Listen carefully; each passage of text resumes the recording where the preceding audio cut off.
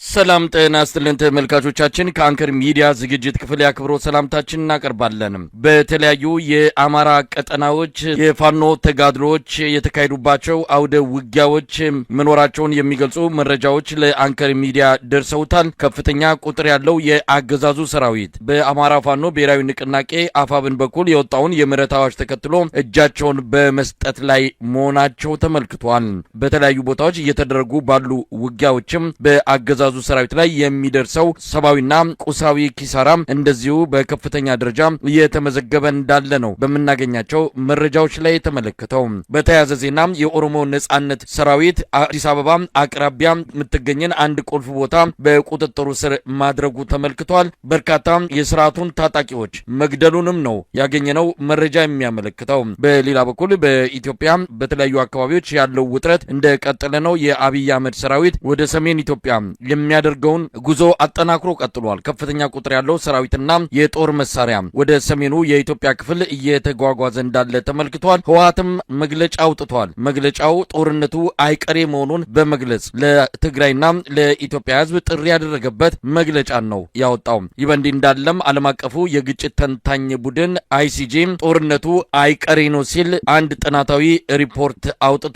በኤርትራና በኢትዮጵያ መሃል ጦርነቱ ሊካሄድ የሚችልበት እድል ሰፊ እንደሆነ በመግለጽ ይህ ጦርነት እንዲቀር ማናቸውም አካላት አስፈላጊውን ጫና እንዲያደርጉ ጥሪ አድርጓል። መረጃዎችን ወደ እናንተ በማካፈል በአንዳንዶቹ ላይ ሰፊ ትንታኔ የምንሰጥበት ምራ ግብርን ነው ይዘን የቀረብነው። የዘውትር ተሳታፊያችን መስመር ላይ ይገኛል። የምንጀምረው ከአማራ ክልል ነው። ዘግይቶ የሚወጡ መረጃዎች እንደሚያመለክቱት የአብይ አህመድ አገዛዝ በአማራ ክልል የሚደረገውን ውጊያ ለመቀጠል እንዳይችል የበጀት እጥረት እንደገጠመው ተመልክቷል። ይህንን የበጀት እጥረት ለመቅረፍ ማህበረሰቡ በየቤቱ እንዲያዋጣና ነጋዴዎች በከፍተኛ መጠን መዋጮ እንዲያደርጉ አስገዳጅ መመሪያ መተላለፉን ነው የሰማ ነው። ጦርነቱን ተሸከሙት ብለዋል የአብይ ጄኔራሎች ሰሞኑን ወደ ታች ባወረዱት መመሪያ ላይ። እንግዲህ በአለፉት 2 ቀናት በአማራና በኦሮሚያ ክልሎች የተደረጉ ውጊያዎችን የተመለከቱ መረጃዎችን ነው ያካፈልከን። የኦሮሞ ነጻነት ሰራዊት አዲስ አበባ አቅራቢያ አድፍጧል። ዱከም ድረስ እየመጣ ጥቃት የሚሰነዝርበት ያገዛዙን ፖለቲካዊና ወታደራዊ መዋቅሮች ላይ እንደዚሁም ተቋማት ላይ የሚያደርሰው ጥቃት ሰሞኑም እንደዚሁ ተጠናክሮ ነው የቀጠለው። አብይ አህመድ አማትሮ ወደ ሰሜን ጦርነት ሊያፈነዳ እየተዘጋጀ ነው ያለው። የቆጡን አውርድ ብላ የብብቷን ጣለች የሚለው ተረት የአብይ አህመድ አገዛዝን በሚገባ የሚገልጽ ይሆናል። ስለ አሰብና ቀይ ባህር ወደብ እንደነዚህ አይነት አጀንዳዎችን እያቀነቀነና ለዚህም ጦሩን እያሰለፈ ባለበት ሰዓት አፍንጫው ስር የኦሮሞ ነጻነት ሰራዊት እንደዚሁም ፋኖች በሰሜን ሸዋ በኩል ወደ ሞጆ አቅራቢያ አንዳንድ ቦታዎች ላይ ውጊያ ማድረጋቸው ምናልባትም አገዛዙ ወደ ላይ ሲያስብ ከስሩ ወንበሩን የሚነቀንቅ ኃይል ሰተት ብሎ ወደ አዲስ አበባ ሊገባ የሚችልበት እድል እንዳለ ትልቅ ምልክት አድርጎ መውሰድም ይቻላል። በሌላ በኩል የአማራ ክልሉን ጦርነት መቀጠል እንዳልቻለ ምልክቶችን እያየን ነው። ሰሞኑን የሰበሰባቸው የጸጥታ መዋቅር አመራር አባላትን ህብረተሰቡ ገንዘብ እንዲያዋጣ ጦርነቱን ለመቀጠል የሚያስችል በጀት እንደሌለ፣ በጀቱ ተጠናቋል፣ አብቅቷል፣ ከዚህ በኋላ ህብረተሰቡ ካላዋጣ በስተቀር የክልሉን ሰላምና ጸጥታ ማስከበር አንችልም፣ ትተን እንወጣለን የሚል ማስፈራሪያ ጭምር በአብይ አህመድ ጄኔራሎች ሲነገር እንደነበረን የሰማ ነው። ነጋዴዎች ላይ ሰራተኛው ላይ ሳይቀር ከፍተኛ መጠን ያለው መዋጮ እንዲሰበሰብ ነው መመሪያ እየወረደ ያለው። እንግዲህ የአማራ ህዝብ የሚሞትበትን ጦርነት በራሱ ገንዘብ ጥይት እንዲገዛበትና መሳሪያ እንዲገዛበት እንዲያደርግ ነው እየተፈረደበት የሚገኘው። ከዚህ በላይ ጭካኔም የለም። ሰሞኑን በሽንፈት ብዙ ኪሳራ ያስተናገደው የአብይ አህመድ ሰራዊት በተስፋ መቁረጥ የገበሬዎች ቤት ውስጥ በመግባት ወታደሮቹ እህል እያወጡ የሚደፉበት፣ ሴቶችን የሚደፍሩበት እንዲህ አይነቱ ክስተት ኢትዮጵያውያንን በእጅጉን አሳዝኗል። በተለይ በቪዲዮ ባይቀረጽም ሴቶች፣ እናቶች፣ ህጻናቱ ሳይቀር በአገዛዙ ሰራዊት መደፈራቸውን ነው ያገኘነው ሪፖርት የሚያመለክተው። ነገር ግን ራሳቸው እየቀረጹ የገበሬውን እህል እያፈሰሱና መሬት ላይ እየደፉ የሚታይበት ቪዲዮ በከፍተኛ ደረጃ ህብረተሰቡን ያሳዘነ ጉዳይ ሆኗል። ምንድን ነው ማለት የሚቻለው? እነዚህን ነገሮች ተመልክተን አገዛዙ አማራ ክልል ላይ በተስፋ መቁረጥ እየወሰዳቸው ያለው የጭካኔ እርምጃዎች እንደዚሁም መዋጮ ህብረተሰቡ እንዲያዋጣ ያስተላለፈው አስገዳጅ መመሪያ በራሱ ህብረተሰቡን ለበለጠ ቁጣ እንደሚዳርግ ነው የሚጠበቀው። አሁን ወደ ሰሜን ኢትዮጵያ ያለውን አጠቃላይ ሁኔታ ባጭሩ ውስጥ እንመልከተው። ዓለም አቀፉ የግጭት ተንታኝ ቡድን አይሲጂ እንዳወጣው መረጃ ከሆነ ጦርነቱ አይቀሬ ነው ብሏል። ህወሓቶችም ከዚህ አንጻር እየተዘጋጁ እንዳለ ነው የሚነገረው። አብይ አህመድ ጋር የተጠጉና ቀደም ሲል በነበረው የትግራይ ጦርነት መሪ ተዋናይ ከሆኑት ውስጥ አንዱ ሌተናል ጀነራል ጻድቃን ገብረትንሳኤም ጦርነቱ እንዳይጀመር ምንችለው እናደርጋለን፣ ከተጀመረ ግን ባጭሩ እንዲጠናቀቅ እንዲጠናቀቅ ነው የምናደርገው የሚል ነገር ነው የተሰማው። መረጃዎች እንደሚያመለክቱት ከሆነ ብርሃኑ ጁላና ጻድቃን ገብረትንሳይ ይህንን ጦርነት እንዲመሩ፣ ጀነራል አበባው ግን ወደ ጎን ተገፍተው ሌሎችም ጀነራሎች እንዲርቁ የተደረገበት ሁኔታ ነው ያለው። አብይ አህመድ በትግራይ አካባቢ ምናልባት ጦርነቱን የሚጀምርበት ሁኔታ ካለ ሊመሩ የሚችሉት ከፊት እንዲመጡ የተደረጉት እነ ብርሃኑ ጁላና ጻድቃን ገብረትንሳይ እንደሚሆኑ ነው አንዳንድ መረጃ ምንጮች የገለጹት። ኤርትራ በጉዳዩ ላይ እስካሁን ይፋዊ በሆነ መልኩ የምታደርገው ዝግጅት እንዳለ የገለጸችው ነገር የለም። ጦሯ እያስጠጋች እንደሆነ እየተዘጋጀች እንደሆነ ግን በተለያዩ የመረጃ ምንጮች ማረጋገጥ ተችሏል። አብይ አህመድ በአደባባይ በሚታይ መልኩ መጠነ ሰፊ ጦር ነው እያንቀሳቀሰ የሚገኘው። እንግዲህ አይሲጂ ዓለም አቀፉ የግጭት ተንታኝ ተቋም ጦርነቱ አይቀሬ ነው፣ ዓለም በአስቸኳይ እነዚህን ሀገራት ወደ ጦርነት እንዳይገቡ ማድረግ አለበት የሚል ማሳሰቢያ ሰጥቷል። ይሄ ጦርነት የኢትዮጵያ ጦርነት አይደለም። ይህንን አስመልክቶም የተለያዩ ተቋማት፣ የተለያዩ ዲፕሎማቲክ ማህበረሰብ አካላት ጦርነቱ የኢትዮጵያ ጦርነት እንዳልሆነ፣ ኢትዮጵያ የሌሎች ሀገራትን ፍላጎት ለማስፈጸም የምትገባበት ጦርነት እንደሆነ ከወዲሁ እየገለጹ ይገኛሉ። ይህ ጦርነት መካሄድ የለበትም፣ ከተካሄደ ግን ኢትዮጵያን በከፍተኛ ደረጃ ይጎዳል፣ የአብይ አህመድንም ዘመን እንደሚያከትም ማረጋገጫ ይዞ የሚመጣ ጦርነት እንደሚሆን ነው ከወዲሁ እየተገለጸ ያለው።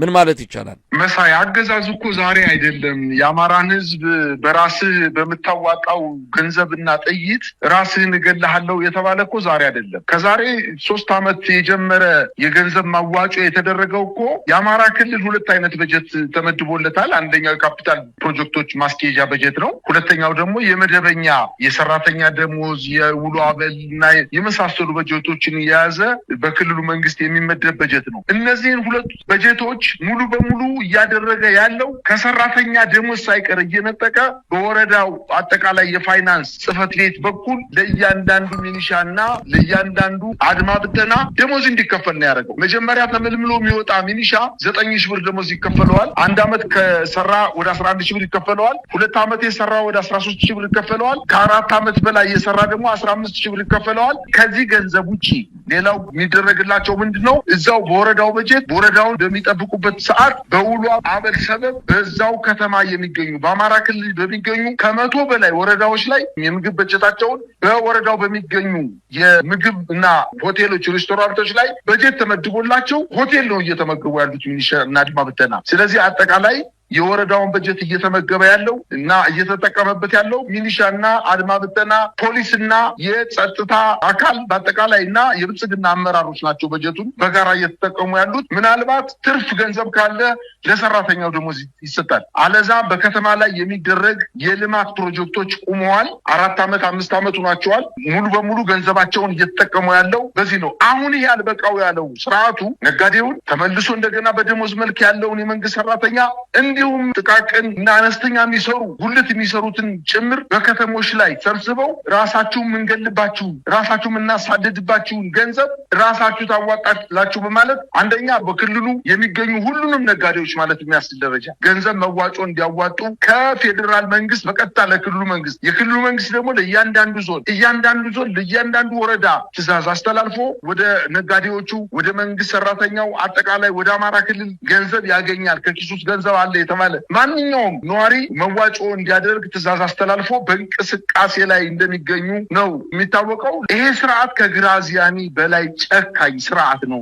በራሳችን ገንዘብ ራሳችንን ለመግደል ከፍተኛ ጥረት እያደረገ እንደሆነ ስለሚታወቅ አምርረን መታገል አለብን ብለን የምንለውም እንደዛ ነው። የመረረ ትግል ካላደረግን በስተቀር ምናልባትም ከገደለን በኋላ ራሱ የአስክሬን አምጡ ሊለን ሁሉ ስለሚችል ከዚህ በፊት ወጣቱ ወደ ከተማ የፋኖ ኃይሎችን ደግፋቸዋል ወይም የፋኖ ኃይሎች ከተማ ገብተው የመከላከያ ሰራዊቱን ሲመቱት የተመለከተው ነገር በመራይ፣ በፍኖተ ሰላም፣ በደንበጫ፣ በደጋዳሞች፣ በጎንደር በተለያዩ አካባቢዎች፣ በሸዋና በወሎ በተለያዩ አካባቢዎች የተሸነፈ ሰራዊት ወደ ከተማ ሲገባ ወጣቱን አስፋልት ላይ እያወጣ ሲረሽን ተመልክተናል። አሁን ደግሞ ሊያደርግ የሚችለው ምንድነው? የተረሸኑትን ሰዎች ጥይት አባክናቸዋልና ወላጆቻቸው አስክሬን የምታነሱት ገንዘብ ስትከፍሉ ነው በማለት የድሮ ዘመንን ወደኋላ ተመልሰን እንድናስታውስ እያደረገ ስለሆነ እያንዳንዳችን ቤት ችግሩ ወደ ማንኳኳት እየመጣ ስለሆነ ወጣት ልጅ ያለሽ እናት፣ ወጣት ልጅ ያለህ አባትም ቢሆን በአርበኝነት ሚስትህና ሴት ልጆችህን ለመጠበቅ ወደ ትግል መውጣት እንዳለብህና ይህን ስርዓት አምርረን ካልታገልነው በስተቀር ገና ጉድ የሚያሳየን ነገር ሊያመጣ የሚችል መሆኑን ነው። ይህን ያልኩበት ምክንያት በዋናነት ስርዓቱ አንድ ነገር ኮሽ ባለ ቁጥር ሰሜነኞች ወይንም የትግራይ ኃይሎች ለጦርነት ራሳቸውን ለመከላከል ተዘጋጅተዋል። የአማራ ህዝብ አማራ ፋኖ የሚባል በጭንቅ የተወለደ ከጥቃት ለመከላከል እየተጋፈጠና እየወደቀ ያለ የአማራን ህዝብ ከመከራ ለማዳን እንቅስቃሴ ያደረገ ህዝብ አለ። ይሄ ያስፈራው ስርዓት ትናንትና ይገሉኛል፣ ወደ ወለጋ መሄድ አልችልም፣ የወለጋ እንትን ይጠላኛል ብሎ በይፋ በሚዲያ የተናገረ ግለሰብ ዛሬ ሄዶ በወለጋ አካባቢ በቄለም ወለጋ፣ በምዕራብ ወለጋ፣ በምስራቅ ወለጋ ሄዶ በከተሞች ላይ ህዝቡን ሰብስቦ በኦሮምኛ የአማራ ክልል ምስለኔ አስተዳደር ሰዎችን ይዞ በኦሮምኛ መልእክት አስተላልፏል። እጅግ በጣም ዘረኛ የሆነ ቅስቀሳ ነው ያደረገው። ሰሜነኞች ተደራጅተው መጣውብኛል፣ ስልጣናችሁን አሳልፋችሁ የምትሰጡ ከሆነ ከዚህ በፊት እንደነበራችሁት የባርነት ዘመን ባሪያ ሁናችሁ ትቀጥላላችሁ። ስለዚህ ስርዓታችሁን ጠብቁ፣ ሀብታችሁን ጠብቁ። አሁን ሀብቱ በእናንተ እጅ ነው። ከዚህ በፊት ግን በእናንተ አይደለም። ጭሰኛና ባሪያ ነበራችሁ። ስለዚህ ያ ጭሰኛና ባሪያ ያደረጋችሁ ስርዓት አሁን ተደራጅቶ እየመጣላችሁ ነውና ጥንቃቄ አድርጉ፣ ስርዓቱን ደግፉ፣ ከኛ ጋር አብራችሁ ስሩ በማለት ከፍተኛ የሆነ የዘር ቅስቀሳ እያደረገ ነው የሚገኘው። እንደተለመደው ከዚህ በፊት እንደሚያደርገው የሆነ ጭፍጨፋን ይፈጽም በኢትዮጵያ ሕዝብ ዘንድ የሆነ ተንኮል ሲያስብ ጉዞ ነው የሚያደርገው። በጉዞውም ከፍተኛ የሆነ የዘር ቅስቀሳ ነው የሚያደርገው። ስለዚህ የትግራይ እና ከኤርትራ በኩል እንዲሁም ከአማራ በኩል ላደርገው ላሰበው ጦርነት ቅድመ ዝግጅት እያደረገ ስለሆነ አሁን እኛ የተረዳነው ነገር በአጭር ቀናት ውስጥ ወደ ሰሜን ኢትዮጵያ አካባቢ ከፍተኛ የሆነ ግጭት ሊከሰት እንደሚችል፣ ነገር ግን ሰራዊቱ ተሰላችቷል። የአማራ ፋኖ ብሔራዊ ንቅናቄ አንድ ከሆነ በኋላ በተለይ ሰሞኑን ያወጣው የምህረት አዋጅ ተከትሎ ለሚኒሻውና ለአድማ ብተናው፣ ለመከላከያ ሰራዊቱ፣ ለፖሊስ፣ ለጸጥታ እና ለደህንነት አባላት ያወጣው የምህረት አዋጅ ኃላፊነት የተሞላበት ማሳሰቢያና መግለጫ በመሆኑ በርካታ ሰራዊት እየፈረሰ ወደ ፋኖ እየተቀላቀለ ነው። በአንዳንድ አካባቢዎች እንዲያውም ወደ ትግራይ ክልል የሚሄድ የመከላከያ ሰራዊት ከየከተሞች እየጠፋ ከየከተሞች ለረፍት፣ ለምሳ፣ ለቁርስ፣ ለራት ሲወርድ ወይም የጸጥታ ችግር አለበት ተብሎ ቁመው መኪኖችን አካባቢውን ለማጽዳት እንቅስቃሴ የሚያደርጉበት ሰዓት ከዛ እየጠፋ እየሄደ ነው። ዛሬ እንኳን የተመለከትነው ነገር ምንድን ነው? በምስራቅ አማራ ቀጠና ከ803ኛ ኮር ላይ 12ኛና 61ኛ ክፍለ ጦር በመክዳት 10 የመከላከያ ሰራዊቶች 10 ጥቁር ክላሽ ይዘው 2100 የክላሽ ተተኳሽ ይዘው 18 የእጅ ቦምቦችን ይዘው 24 የክላሽ ካዝና 16 የደረትና የወገብ ትጥቅ ይዘው በዛው አካባቢ የሚገኘውን የማረጉ ተፈራ ክፍለ ጦርን መቀላቀላቸው በደቡብ ጎንደር 18 ወረዳዎችን ፋኖ ሙሉ በሙሉ ከተቆጣጠረ በኋላ የሚኒሻ አባላት ወደ ፋኖ መቀላቀላቸውንና አንዳንዶቹም መሳሪያቸውን ይዘው የተወሰኑት በጣት የሚቆጠሩት ወደ ቤተሰቦቻቸው እንደሄዱ ራሳቸውን ለመጠበቅ ምህረት ደብዳቤ ተሰጧቸው፣ የተወሰነ የትራንስፖርት ተሰጧቸው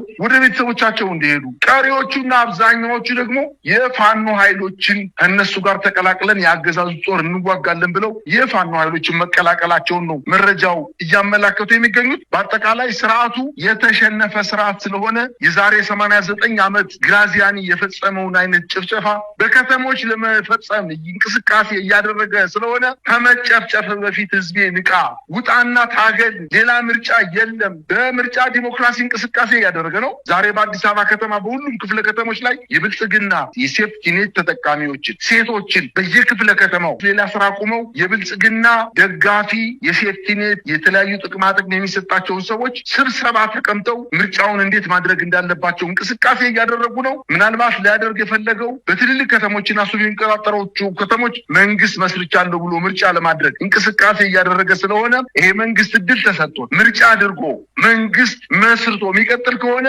የበለጠ ጭፍጨፋ ስለሚፈጽም ከወዲሁ ሳይቃጠል በቅጠል እንቅስቃሴ ማድረግ እንዳለባቸው ነው ማሳሰብ የምፈልገው። ግን በአጠቃላይ ስርዓቱ ያንን እድሜ ያገኛል የሚል እምነት የለኝም። መሳይ እነዚህ ጀነራሎች በተለይ ከህወሓት የወጡ ጀነራሎች በህወሓት እና በፌዴራል መንግስቱ በተደረገው ጦርነት ወቅት ወታደራዊ እና ፖለቲካዊ ትንተና ሲሰጡ የነበሩ ጀነራሎች እንደው አሁን ተመልሰው መድረክ ላይ ወጣው ሲናገሩ ህዝብ ይንቀናል፣ እንደው ከትከሻችን ላይ የነበረው ማዕረግ የእውነት አይደለም ብለው ያጣጥሉናል ብለው እንኳን የማይሳቀቁ መሆናቸውን ነው የተረዳሁት። አንዳንድ ጊዜ እንደው ሞኝ ባያፍር የሞኝ ወገን ያፈራል ይባላል። እነዚህ ጀነራሎች እንደው አገርን ሲመሩ ነበር ወይ? ኤታ ማጆር ሹሙ ነው የኢትዮጵያን መከላከያ ሰራዊት ይመሩ ነበር ወይ ብለን እንዴት እንደዚህ አይነት አቅም ይዘው ቀጠሉ ብለን እንደው ሌላውን ትተን ሌተናል ጀነራል ጻድቃን ገብረትንሳኤን ስንመለከተው ከዚህ በፊት ምንድነው ሲል የነበረው? አሁን ደግሞ ጀነራል ጉሺን፣ ጀነራል ከበደ ፈቃዱን እንዲሁም ኮሎኔል ንጉሴ ወልደ ገብርኤልን በቅጽል ስሙ ወለጋ ተብሎ የሚጠቀሰው የጦር መሪዎቹን ወደ አዲስ አበባ ጎትቶ አምጥቷል።